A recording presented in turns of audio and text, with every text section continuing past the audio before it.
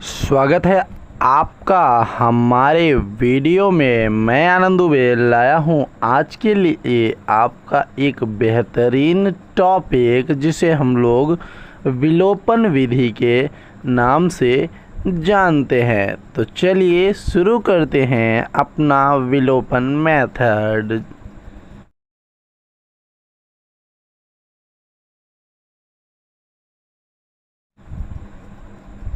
देखिए, हमने अपने पिछले वीडियोस में आपको प्रतिस्थापन, वज्र गुणन और ग्राफ विधि समझा दी है। अगर आपने वो वीडियो नहीं देखा है तो हमारे डिस्क्रिप्शन में जाके वीडियोस को ज़रूर देखिए।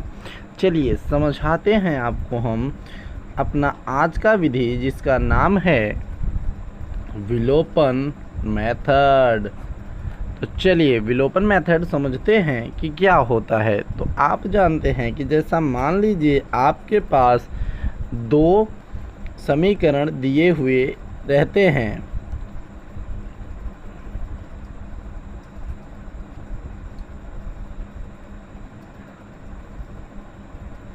अगर इस प्रकार के दो समीकरण आपको दिए हों और आपसे बोल रहा हो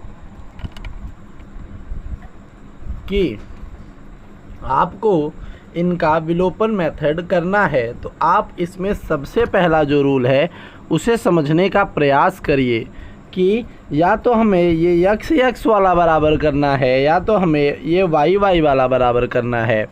तो चलिए मैं समझाता हूँ आपको पहले एक्स वाला बराबर करके।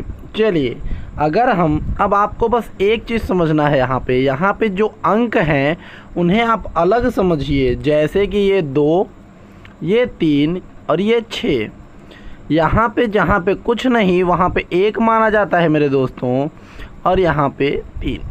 तो ध्यान से समझिए, ये जो इसका पहला वाला अंक होता है ये हमेशा गुना में होता है इन दोनों के। कहने का अर्थ ये है कि इसका गुना इसमें हो जाएगा और इसका गुना इसमें हो जाएगा, मतलब इन सब में हो जाएगा। तो हम लिखेंगे कि समीकरण 1 में 2 से और समीकरण 1 में 2 में 1 से गुना करने पर, तो देखिए दोस्तों, जब हम समीकरण 1 में 2 से गुना करेंगे तो ये हो जाएगा 2 1 का 2 यानी 2x, और ये हमारा हो जाएगा प्लस 2y।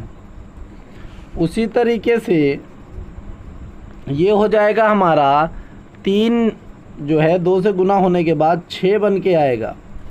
अब चलिए समझते हैं, अभी 2x और बाकी इसमें अगर हम गुना कर देंगे 1 से तो ये यही रह जाएगा। तो 2x प्लस 3y और प्लस 6 बराबर 0।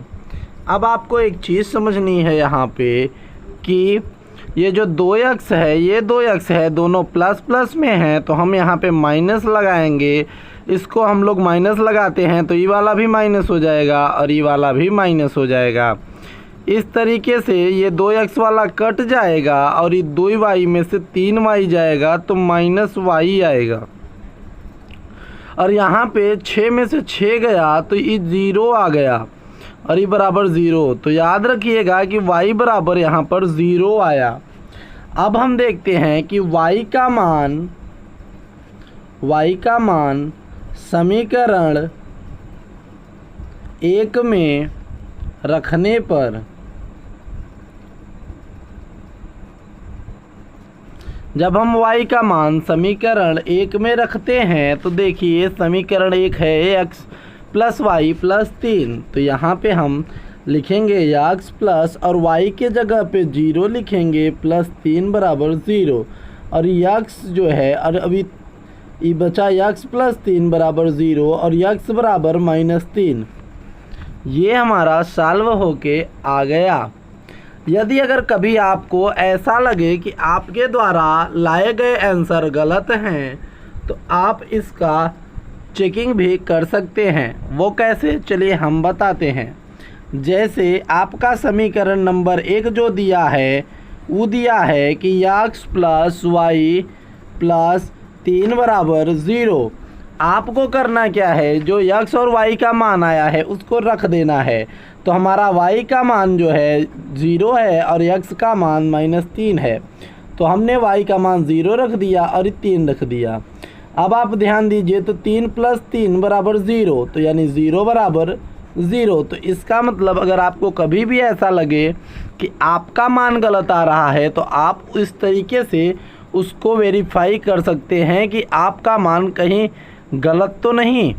ठीक, इस तरीके से आप इसे वेरीफाई कर सकते हैं।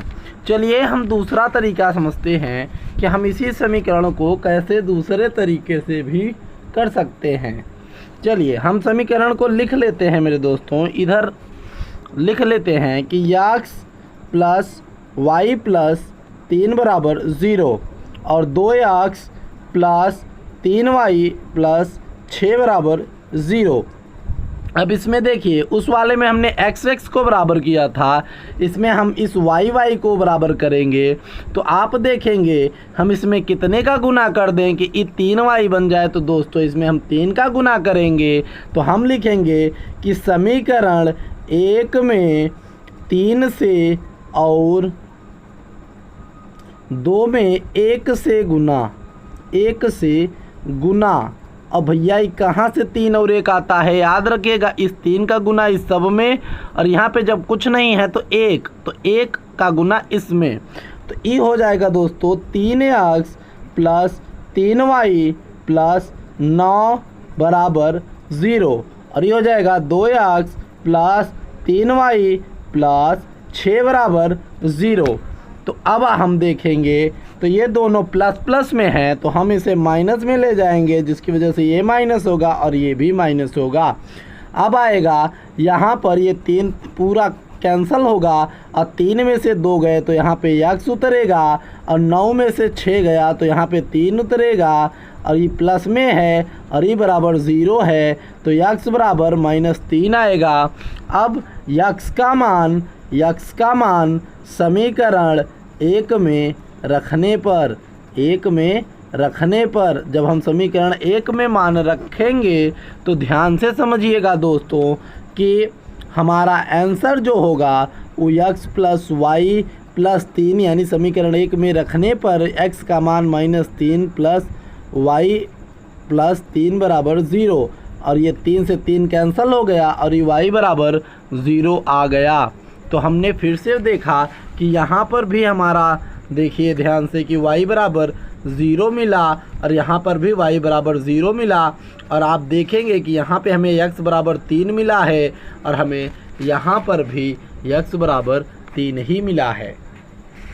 इस तरीके से हम अपने सवालों को सॉल्व कर सकते हैं। अधिक वीडियोस देखने के लिए हमारे channel swag math science point को सब्सक्राइब करना ना भूलें।